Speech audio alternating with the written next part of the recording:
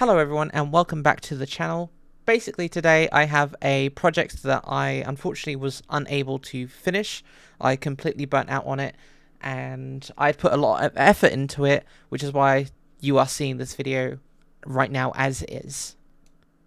The video was about Assassin's Creed Syndicate and I was going to compare it to Assassin's Creed 4 Black Flag, one of my favourite Assassin's Creed games of all time, but unfortunately the script writing and the editing and juggling all loads of different other projects basically just burnt me out. So you are listening to this preamble bit here. I'm going to show you the video afterwards, and then after the video I'll give you a bit more of a detailed breakdown on what I was going to talk about, that kind of thing. There will also be some links in the description for the script that was in progress, and there will be some more information about what the project was going to be. But yeah, I put a lot of effort into this, so I think you will enjoy it regardless. So yeah, please do sit back and relax and enjoy. Also, as a quick disclaimer, this video was never finished, so you're gonna see some issues, some missing media. I've tried my best to replicate these, but unfortunately I lost some assets while I moved the project from my old computer to this computer that I'm using now. Apologies for that, but still, I hope you enjoy it nonetheless. Yeah, thank you.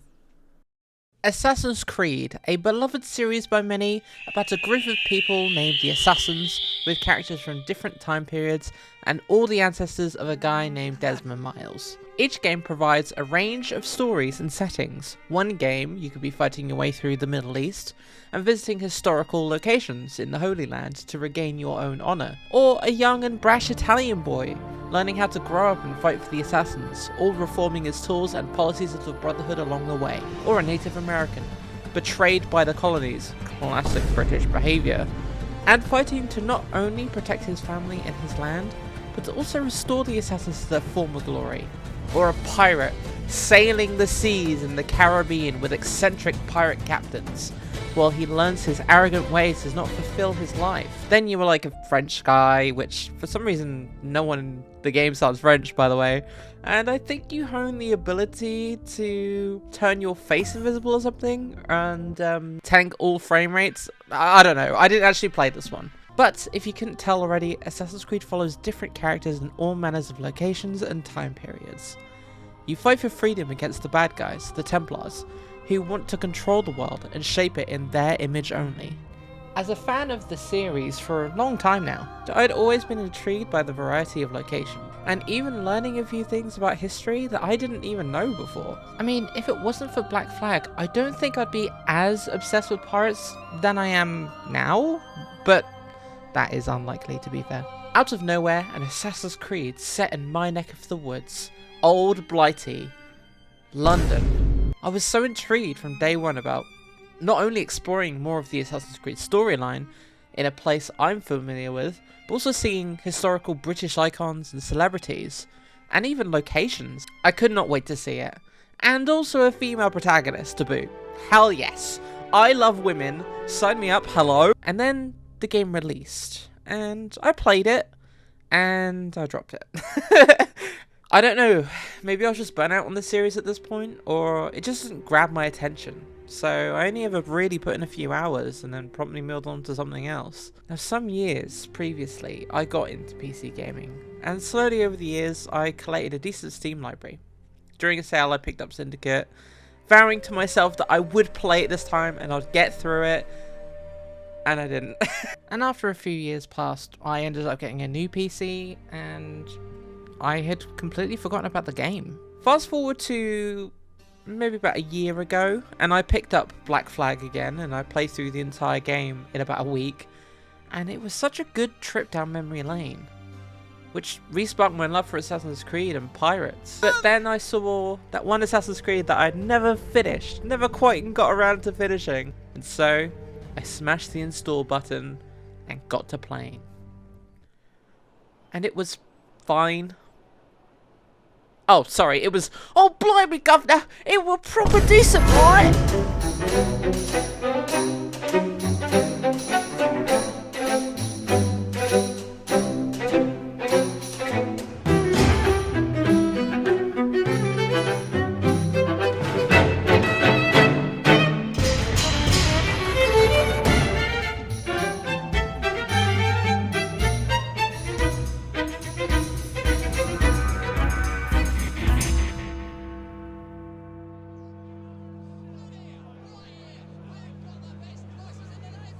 guys, I'm Chew. I'm a VTuber and I like playing video games. I'm on a bit of a personal quest to play a bunch of games that I've either dropped or I've never even played before. Any legacy Chew enjoyers will know I used to make some video essays, and I also might have an unhealthy obsession with H-Bomber Guy videos. I love his stuff, so apologies if this comes across as me trying to copy.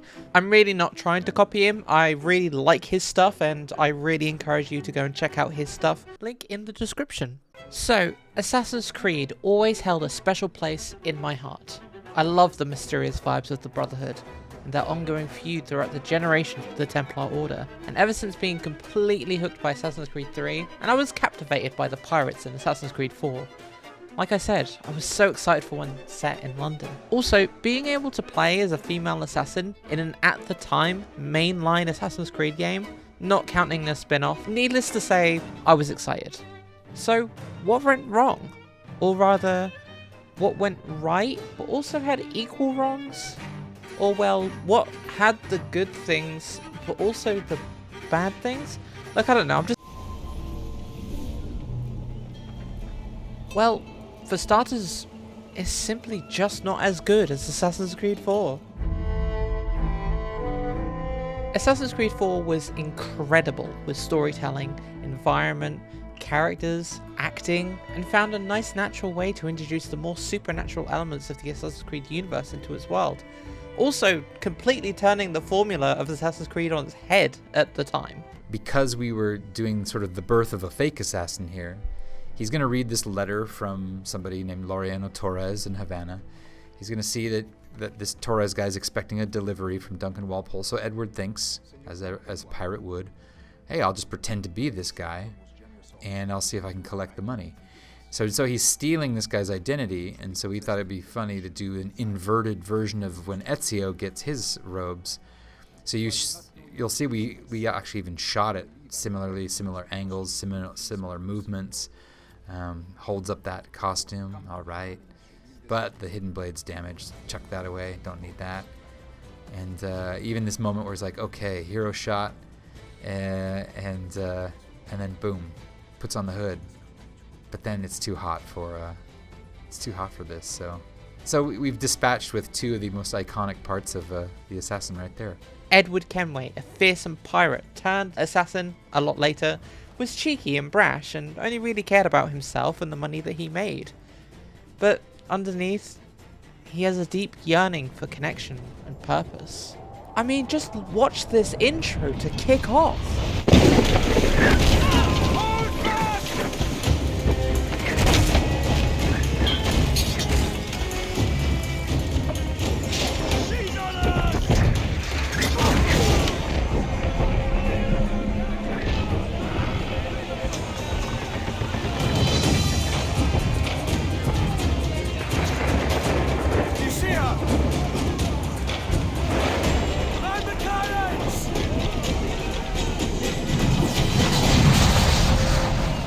I mean, a phenomenal intro.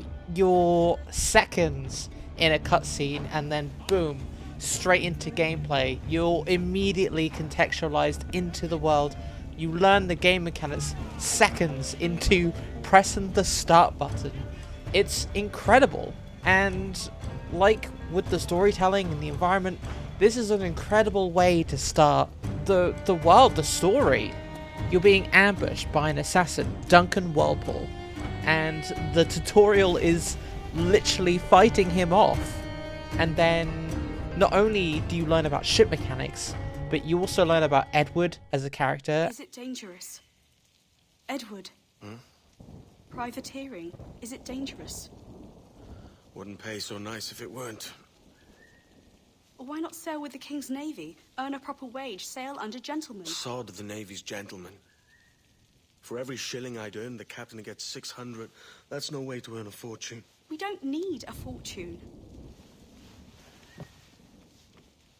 It's not about need, Caroline. I want food that don't make me sick. I want walls that hold back the wind. I want a decent life. Then you learn about his goals and aims, and then you learn how to fight in hand-to-hand combat. I mean, this takes 10 minutes at the most if you're being leisurely, and you've learned how to play the entire game, which is amazing. Edward only has one thing on his mind: to make some dosh, some frickin' coin, a hoard of cash, a wabungus amount of gold and jewelry and riches. So he goes to Havana and pretends to be Duncan. Yep, no, this video is definitely about Black Flag now. Oh, I remember that! Syndicate, go back to your room, I'll deal with you later. You don't understand me.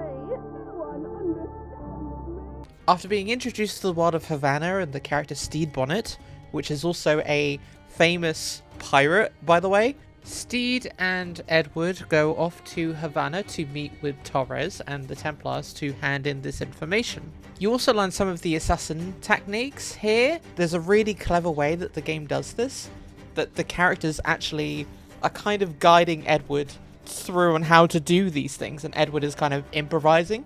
Here, one of the fun things we liked was that because Edward doesn't know what the Assassins and Templars are, he's going to learn what they are through osmosis and just by being curious, and that the Templars are going to teach him how to be an assassin, simply because they're kind of, in a weird way, assassin fanboys. So we had this whole thing where he learns how to shoot, he learns how to use the hidden blade because the Templars are calling out like, oh, can you do one of those wicked like aerial assassinations? Can you do that thing where you like pull him into a hay bale? So Edward learns just by kind of trial and error, learning, you know, what these Templars want of him. Anyway, Edward hands over the information to Torres, the head of the Templar Order at the time.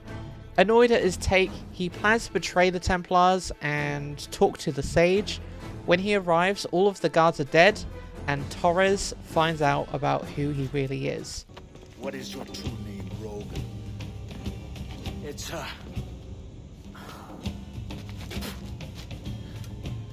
Captain Piss Off.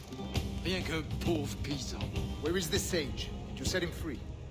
I had nothing to do with that. Much as I wish I did. Take him to the ports. Send him to Sevilla with the treasure. Oh, wait now! I delivered your treasures, didn't I? You did, yes. But you robbed us of Duncan Waldo. After Edward is captured, he's put on his Spanish treasure fleet and is sent off to some place. Edward meets a new friend, Adewale, and they both team up to escape this Spanish fleet. Along the way, they kill some of the guards and recruit some of the pirates that were also captured and on that fleet. Their goal? To steal a brig and get out of there. And this is just the intro.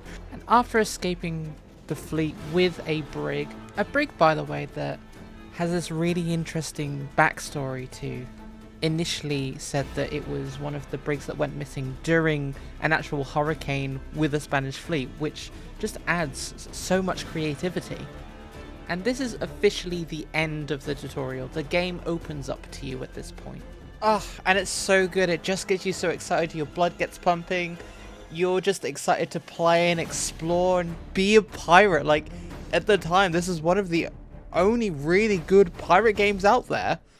In Assassin's Creed Syndicate, you get asked to go to London, I guess, and then a train crashes, and you blow up a lab. No, I'm being serious. The game opens up with one of the characters, Henry, telling our main characters, our protagonists, to come to London. And in the next scene, when we're actually officially introduced to them, it has this really weird feeling because the characters, you've not met them before, you don't know anything about them. And this guy is just talking about how legendary that they are. What a question. All right, my mistake. Ladies and gentlemen, the unstoppable Fry twins. See them nightly at Covent Garden. How amazing that they are. But we haven't, as the audience, actually seen that. I don't know, it's just unnecessary smoke blowing up our asses, if you think about it. It seems a little bit contrived and a little bit unnecessary. admittedly, the cutscene is short and you do get into like a tutorial type level, but the tutorial itself is just really handholdy. And oh, that was a seamless transition from pre-rendered cutscene to real-time cutscene. Sure. You don't get a sense of, okay, I can use these tools that I'm experiencing through osmosis, but in the game it's just a tutorial level and it just guides you through on how to play the game. So Jacob jumps off this train and sneaks through a factory. As Jacob, you have to sabotage some pipes to then get someone to walk in and unlock the door so that you can walk out.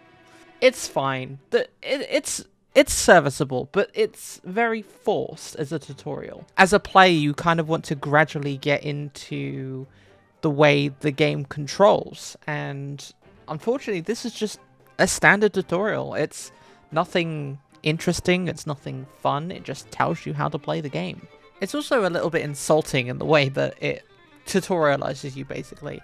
It constantly reminds you on how to jump up or down, or how to sprint, or how to free run. It's like, you only need to tell me once, but you keep this prompt on for like an entire section, just so that I remember it, even though I was already pressing those buttons anyway. Another way that the game is really handholdy, I mean, there's a section in Jacob's tutorial where it kind of just teleports you to the area you want to be to do an air assassination, and it's, again, a little bit insulting. Like, why can't I, as the player, figure out how to walk up to the edge of the ledge or try and get an advantage on an enemy? Wait, there's another prompt. It doesn't give that feeling of wanting to traverse the environment to learn about ins and outs. You're just taken there. And I think that could have been a really good opportunity for the game to say, actually, oh, the target will come out in a certain area, so you have to find a way to get there without people noticing you. Maybe the patrol could move or change, or, you know, some extra reinforcements might come in. But I don't know. It just feels a bit... Meh. Once you assassinate your target, you have this cool one-to-one interaction that is prevalent throughout the Assassin's Creed series. And it's really cool. And there's actually a really interesting thing that they do with an assassination. The character basically takes out a napkin and brushes the stab site on the neck with their blood. And I think that's like a really cool touch.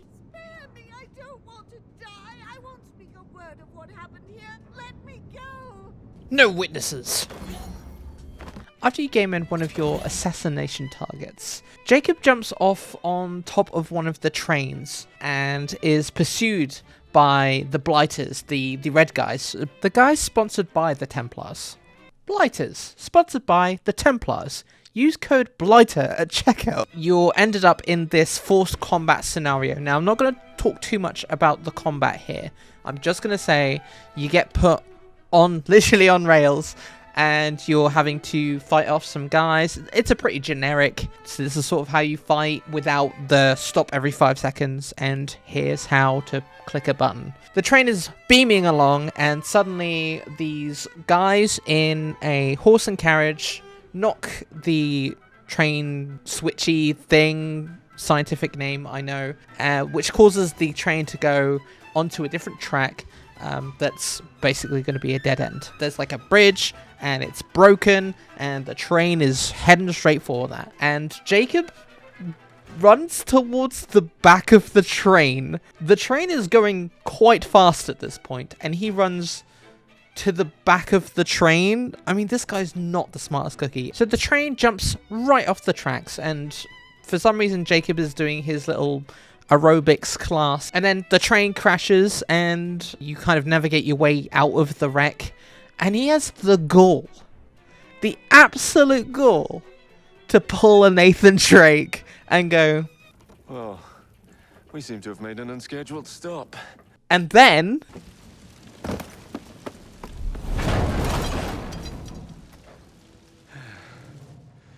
maybe next time I'll walk.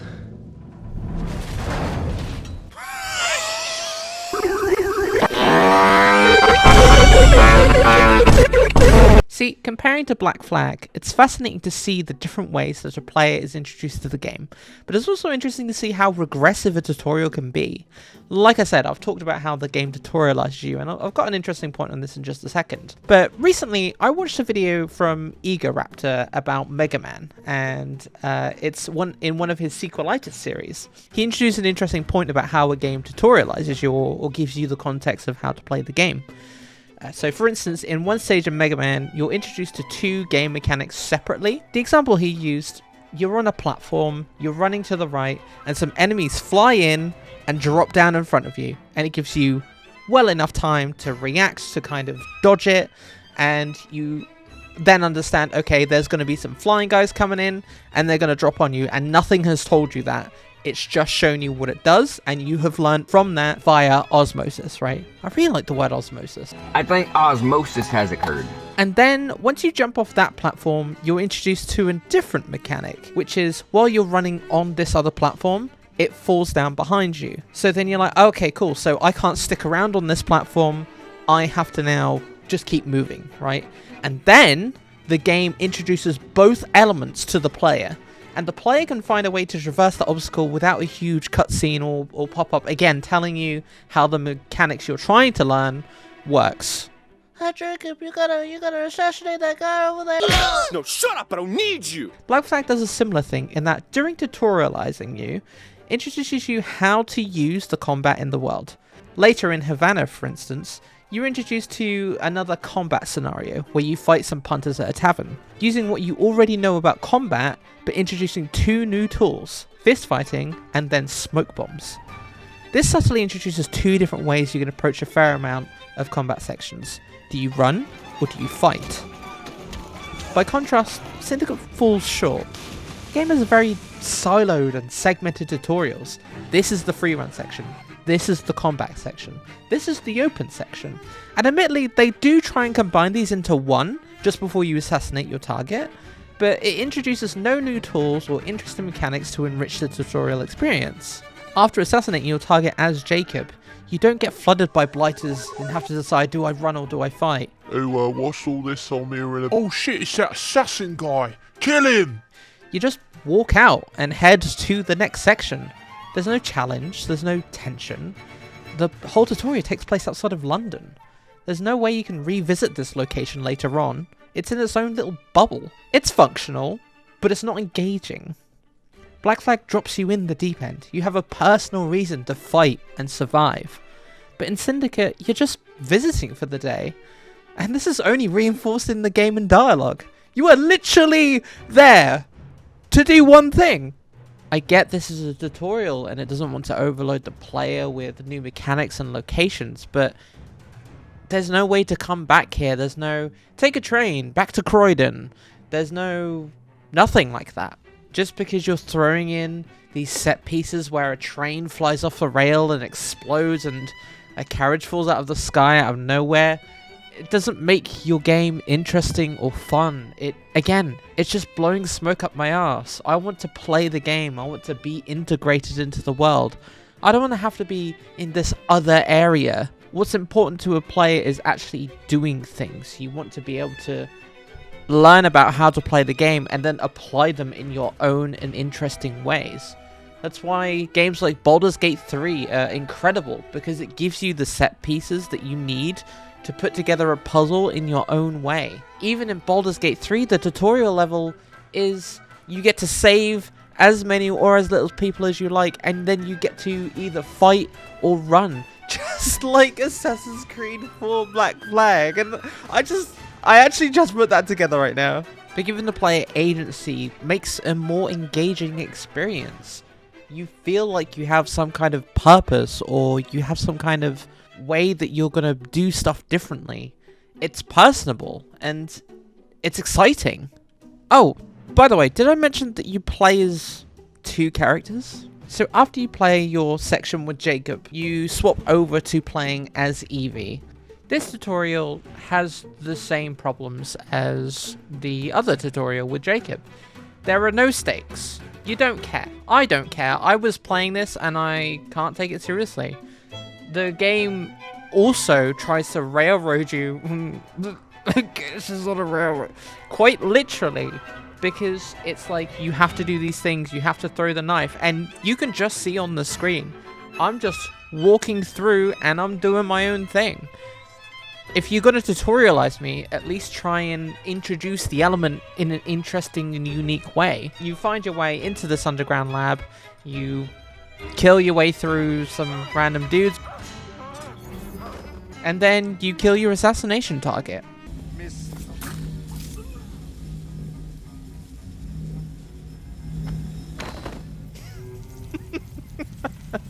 He got the napkin on his neck, not the napkin, the handkerchief.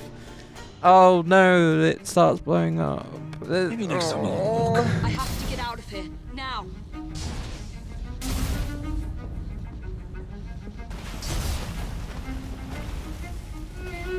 Huh? How did I die instantly? What are you talking about? See, this is just Jacob's section all over again, but you're just playing as a different character. There's another... So after the game, assuming that you are too incompetent to hold two buttons down, shift and spacebar, you make your way out through the explosions and the rubble, and you meet back up with Jacob. Piece of Eden detonated and took the lab with it. The magic lump of hyperbolic metal. I'm shocked. Simply because you have never valued the pieces does not All mean... went according to plan. And they immediately start arguing. Ladies and gentlemen, the unstoppable Fry twins. Now, this is where their personalities kind of clash a little bit. And I kind of don't mind this for now, but I'm going to explain later as to why I'm not really a huge fan of this dynamic later on in the game. As we've established, Jacob is very much of a ha-ha funny man, Nathan Drake type. You know, he's the brash one, he does what he wants, he's aggressive. But Evie is much more focused, she's more blunt, she's more in line with what the assassins want, and that dynamic kind of works. They're advised not to go to London. However, they go to London. They completely disregard their superior here, and they hop on a train, and that's the intro. Boom! London town! Roll intro! Wait, no, not that intro again. The unstoppable Fry twins. So as I said before, Jacob, you kind of get the sense of him not really caring too much about the assassins despite being one, nor continuing his father's legacy, which Evie cares a lot about. Evie is very much more of a, let's do what we've been asked of us type, who didn't want to go to London, but when she is convinced, sets up work for the sole purpose of making the assassins better and weakening the Templars at the same time. I know I said the tutorial was quite quick for Assassin's Creed 4, but the game doesn't officially open up into an open world until around about 2 hours in, which is not too bad. And Assassin's Creed Syndicate, it's about 45 minutes, so that's not too bad. I quite commend that. You learn the basic fundamentals of the characters during the tutorial, by the way. In the story, Evie is a devout assassin, and Jacob doesn't care too much about assassins. Jacob also brings up the point that London is out of reach and controlled by the Templars and has been for 100 years, but he wants to take that as a challenge, right? He's reckless. And I get that, but that's about it. This is actually a decent way to show the conflict between the Assassins and the Templars. The games are about the two factions fighting for freedom versus control, and Evie and Jacob are kind of similar in this respect. Where is Mr. Green's shop located? It was marked on Father's map. 2 assassins. Equal in height, 1 female, 1 male. 2 decades old. And those devilish smiles. For fuck's sake, man. You must be the Fry twins. Shut up! On the other hand, Black Flag turned this on its head. Edward was chaotic and didn't care too much but himself and his crew, which was interesting to say the least. But in Edward's case, it was a core part of his character, especially early on, that later on no longer worked for him as a person. Edward wanted riches and reputation, but by the end, he was lacking purpose. And upon reflection, he was remorseful that he didn't do things in a different way. So that was the video. Yeah, unfortunately it does end quite abruptly, but I thought that this was the best point to kind of just cancel it. So I did get quite burnt out on the project, and so I'd put myself in this position where I hadn't pre-recorded any footage before I had decided to make this video essay. It was pure spur of the moment thing. The video essay was basically going to be about how Assassin's Creed Syndicate and Black Flag were almost completely different games in terms of like the way that the story and the characters and the environment, as I'm sure you probably picked up over the video essay. At the same time, I was going to give some praise to Syndicate, but the main points were basically that the characters were really unrelatable, not that funny.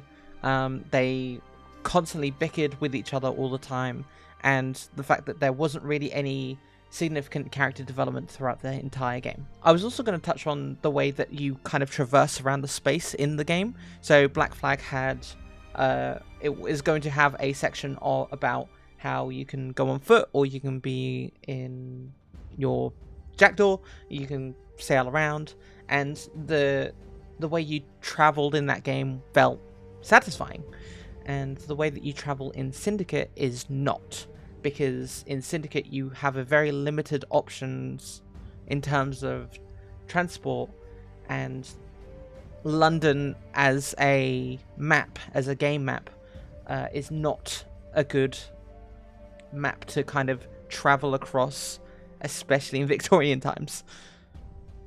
And I was gonna also compare some of like the gadgets and some of the story and that kind of thing, but like at the end of the day, I kind of surmised that the game made me feel like really shit Batman, where I was just playing as two characters I hated. And so mixing that with not wanting to play the game again, and also the fact that I also semi-recently replayed through Black Flag entirely, I was not up for the task of doing 2 whole playthroughs of 2 games which I didn't really want to play. But I did put a lot of effort into this. I think I maybe put around 150 hours into editing, and writing, and recording, and yeah. So it's a shame that I have to drop it, but I just got so burnt out on the project. This doesn't stop me from doing video essays. I want to do one. I'm determined to do one. I'm gonna do one, and I know just what I'm gonna talk about, but I'm not gonna announce anything. I'm just gonna get on with it. Anyway, guys, hope you have a good day. See you soon. Bye-bye. Love you all. Mwah.